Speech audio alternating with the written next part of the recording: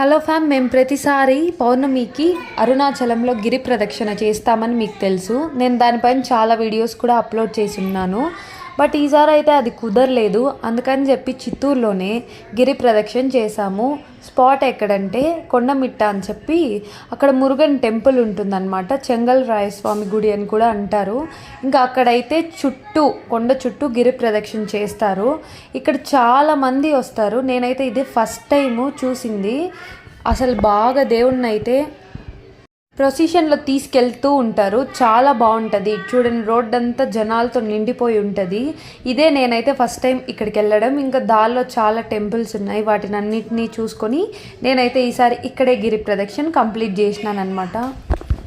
ఇదైతే అప్రాక్సిమేట్లీ ఒక 3 కిలోమీటర్స్ ఉండొచ్చు గిరి ప్రదక్షిణ. చాలా దగ్గర.